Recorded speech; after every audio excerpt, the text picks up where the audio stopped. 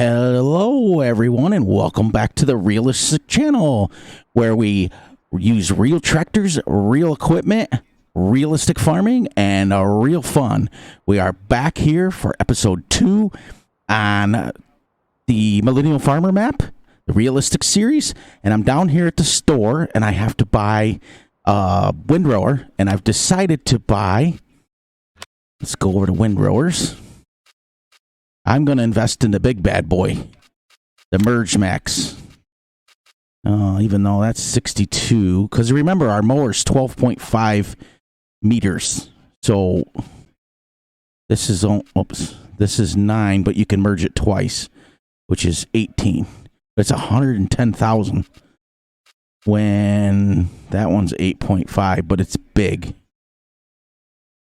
I don't know. Merge Mac, it's just a lot of money to spend right now. All right, so what we'll do is we'll try let's try this one and see how well it does first. All right.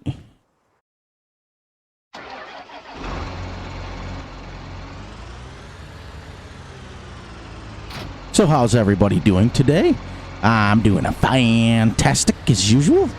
I'd like to welcome everybody back to the channel. My name is Fury Machine, and we are, once again, like I stated in my intro, back on Millennial Farmers map, the Minnesota Millennial Farmers map, but we are going a full red farm. We decided to go case farm. We're going to do everything case. So the red kind of fits. Even though it's a coon. I couldn't find I'm going to pull right out in front of this guy. Watch this. Not very realistic, but... Yep. That's where we're at. And, so what I did last episode, I left you guys off with... I was in the middle of mowing with the big triple mower that we had. And I finished that up off camera. As you can see, it's 9:34 in the morning, and we started mowing at just a little after 8. And it took me about an hour and a half just to mow it. And it's just like I said, it was about 17 acres. But at 12 meters, I did the math, and I figured that you can mow about between 8 and 9, 10 acres probably in an hour, realistically. But remember, I didn't mow the whole thing. We got a little bit. As you can see up in the top of the screen, we're still under the wet crops. So half the field is semi-dry grass, and some of it is wet grass. But we don't care because we're picking this bad boy up. I was going to do bales. Remember, I talked about it yesterday. We were going to do bales, but I've decided I think I'm going to do a loading wagon, pick it up because I want to make compost to sell B, to use as fertilizer until our cows get going. We're not even close to getting cows yet. It may be a few days, maybe a year, we don't know. We're just going to keep plugging along and do things the right way. Now, I think this, I don't know if this windrower is PTO driven or it's wheel driven, rake driven as they call it. I don't know why I'm using a turn signal on this, because in real life, it would be basically my road. I wouldn't use a turn signal, because the only one coming up this road would be me. But, do what we got to do. This is a little less wide than our mower. So this is only 9.5 meters. And our mower is 12.3. As you can see, I parked the mowers right over there, because we don't even have any sheds yet. We only have a house.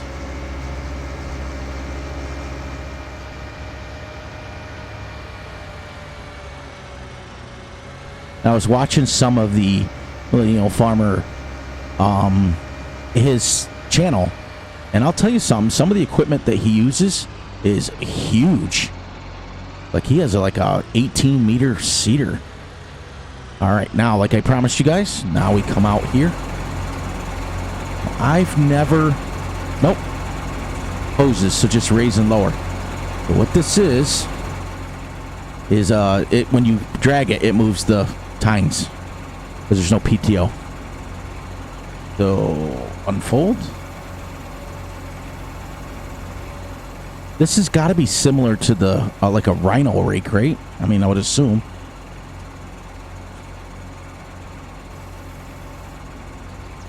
Yeah, see? I don't have to turn it on, which is awesome. All right, so let's get this guy going. Let's get our cruise control on and see how fast this thing goes. Good. Realistic. Because I will be adjusting the speeds according to realism. I'm not going to plow it, 12 miles an hour. Not going to happen. I probably will plow it 3 or 4 miles an hour. Now what I'm going to do is I'm going to do the passes first and then the headlands last. I kind of like this little rake. Let's see if we can spin around a little bit. Yeah, it's kind of nice actually. But you can see where the wet grass is in the middle. So these upper parts have dried in the sun, which they're being cloudy. There is no sun. So we'll go to about... Now, if I do 2 passes, yeah, I'm gonna have to cut 1 in half. Go to right. Yep, I missed a little bit. Cut this off here. It should stop. Yep, good. I like those because then I don't have to worry about running my PTO or anything like that. Could actually be run with a really small tractor.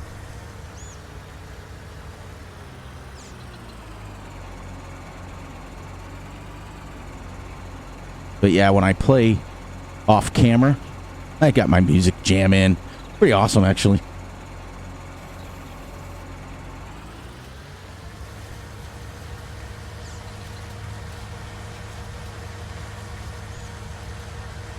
Now, if you guys want, I can turn this up a little bit so you can hear the tractor.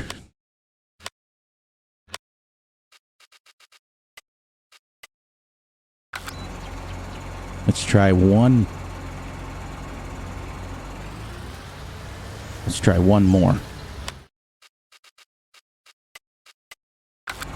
There. So you guys can hear the tractor a little bit. Yeah. This mod was done really well. But normally what I would do is I would come through and TED this whole thing and try it out and get it put up in the some spot. I have to remember to go a little bit wider with it. I had my heart set on that Merge Max. I was really, really wanting to buy it. But 110,000, we haven't even bought any sheds or anything. I just couldn't. We're still too early. Maybe year 2 we'll talk about upgrading to the Merge Max. But yep, we're going to go loading wagons, and we're going to put like 1 load in the compost maker and 1 load in the silage pit. I'm going to buy a silage pit. Let me show you real quick what I'm buying. Alright, so we're going to go here, silos. These came with the map, but I took them off. But we're going to put them, like there's a medium one and a small one. We'll put like the small one down for now. And we'll put it on our yard. These were on a separate piece of property before, on a cow pen. And I'm glad they give you a chance to, you can even put another BGA and stuff. This is all was included. No, this is the Alien Gym BGA. Because I sold back the BGA. But anyways, enough of that. Get back to farming here.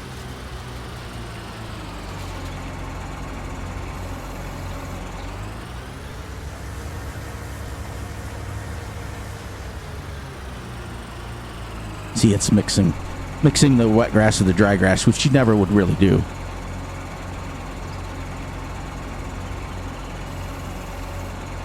What you would normally do is come through and TED this whole thing first and make it all semi-dry grass and then pick it up. But if you're baling it into silage, it wouldn't matter. You would just bale it up. I saw the neatest little setup. Because in my area where I live now, it's basically summer. And I saw a farmer mowing one of his fields. And he had the triple mower set up on the front. windrower set up on the back, and a baler set up way in behind it. And I thought, wow, like the tractor itself must have been, 700 horsepower for, I mean, you think to yourself, wow, it's got to be at least 400 horsepower. But it wasn't. It was just it looked like a little tiny tractor. And I thought, wow, what, like, I don't know. Usually balers anything that takes a PTO would usually take quite a bit of horsepower, unless it's like a little implement. I mean, like windrowers and stuff, they don't usually take a lot of horsepower, because, especially one like this. This here is a rake driven. The centrifugal force from moving the rake. We'll go right about here.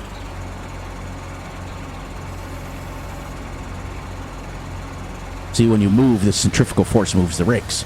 These are the cheapest, most efficient way to use on a farm. And some farmers, Midwest, like Wisconsin, Oklahoma, things like that, I have friends that are still farming to this day, and they use ones that are rake driven like this, but they're huge. They're absolutely, like, one guy has a rhino rake, it's called. If you guys get a chance, look up how farms work. He does basically a live review on the rhino rake, and they're huge. They're like 12, 14 meters wide. I mean, okay, so let me explain when I say the word huge. I am used to working on a farm that's very small. Very, very small. Like, our biggest field was like 60 acres. So I'm not used to doing like that kind of field over there. I mean, that's 100 acres. That's 40 acres bigger than the biggest field we ever had. Usually, we had 4 fields, and they would average about 17 acres was one, which is about the size we're on right now. And then we had one that was 22 acres. Then one that was 24 acres, I think. And then our 60. So when I hear things like, and we used primarily like 6 meter. All right, so let me put this in perspective for you guys. All right, so 6 meter wide equipment is 18 feet wide. The average road in the United States, I don't know about overseas because I don't live over there, but the average road in the United States is only 25 feet from the middle of the road to the edge of the road. Well, about 25, 26 feet from yellow line to yellow line. White line to white line, sorry, I'll get it right. So, realistically, a 6 meter equipment would basically, when it would be opened up, would go across the whole road. Now, I'm not talking about the shoulder. I'm talking about white line to white line. That's about 25 feet. So, if you think about a 6 meter piece of equipment opened up all the way 18 feet, would literally almost go across the entire road. So when you see people, I see people using like 12, 15, 18 meter equipment, you think to yourself, wow, to me, that's huge. To commercial farmers, on the other hand, like Millennial farmer, they use big equipment because they have 100-acre fields, 200-acre fields, and it's just crazy because even with, I was watching his videos, like I said earlier, even with his 17 meter, all right, so 8, 9, that's about 50 feet. It would literally go across an entire road. Like, literally. Like, you couldn't open it up and go across an entire road. Put that in perspective for everyone. So, if you guys want to take a look, like I mentioned his name earlier, go on YouTube and type in how farms work. That's the kind of farm I grew up on. That's the kind of farm that I ran. That's the kind of farm that we grew up on. Smaller equipment, like headers. I think his corn header is like 3.9 meters, which is still 12 feet wide. I mean, still, Huge. And like I've stated before in other videos, our 60-acre bean field, we did soybeans, and it would take us 4 days to harvest it. So that's just 60 acres. So, but that's also with smaller equipment. Now, if you got Millennial Farmer and you've got 7, 8, 9 workers doing it, you could probably tackle 100 acres in a day. But that's the fun part. There's so many different ways and different styles and different things that are the way to do it. And I watch all of them. I'm so enthralled. You know, because when you're growing up, you only think to yourself, well, it's our way. This is the way we do it. It's the way every farmer does it. And then you start branching out and you start watching videos and you think, wow, there's a whole bunch of different ways to do things.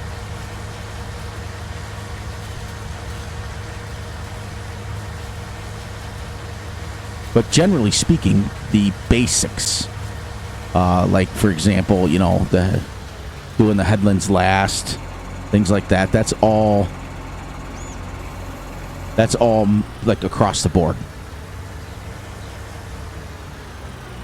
This actually has a really good turn radius on it for a fixed hitch.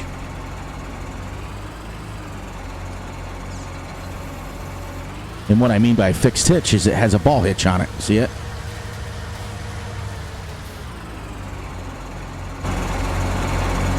Has a pin hitch, sorry. Ball hitch would be up and underneath. But a pin hitch, so this can actually turn almost 90 degrees this way. And there's only hoses to raise and lower it. There's no PTO. Speed Rake 300. I know they exist because I've seen them. But what we had growing up, windrower wise, was we had one like this. Okay. We had one like that. Okay. So that's almost 4.6. That's almost 12 feet wide. So if you were to stand in front of this, it'd be huge. But we also had one that was this. That's why I downloaded it. That's the actual exact one that we had. The curved end, and 7 meters, so it's 21 feet wide. So when it's unfolded, but it's nice to. The reason I decided to do this using realistic equipment with a little bit bigger, I decided with this farm we're not going to go over probably 10 or 12 meters because to me that's just overkill. It's like a friend of mine was telling me, I was going to tell him I was going to try out the Merge Max tonight. And he says, well, how big is it? And I said, well, it's like 8 meters, but you can combine it and you get double the width. And he says to me, he says, well, that makes no sense. And I said, what do you mean? He says, so if you run down the field one time, 8 meters, you go down the field a second time, yes, you get 16. But I can run down the field one time with 14 meters on my windrower. Okay, so then by the time I'm doing a second pass, I've done 28 meters. You've got to go 6 times for that. And I kind of chuckled and I kind of argued. I said, well, you're right. And I said, well, yeah, but with the Merge Max, you can push it into bigger windrows. He said, think about what you just said. 14-meter windrow is going to be quite big, too. So I'll get this side. That was my discussion for dinner. A buddy of mine about the Merge Max. Like I said, how farms work. He did a real life review on it. I was all over the place there for a second. So you can get a chance to see how the Merge Max really works. He does a review on triple mowers. And it's pretty cool. Pretty cool. It's realistic. So, another couple of minutes here. We're going to wrap up. We're almost at 10 o'clock in the morning. So, I think once I get this field windrowed, I'll go to the house and I'll eat some breakfast. And what I'll do is, to simulate that, I'll fast forward the time for an hour at 120 speed, just so I want to realistically go and eat lunch, breakfast, dinner, and then realistically, I'm going to be downloading a mod day or tomorrow that, I gotta go a little bit. What am I doing? Go a little bit up here. I only want to do a couple headlands when I'm done. A couple of rounds. That's what I call them. Some people call them headlands. I call them rounds. Alright. So, see if I can get one more pass.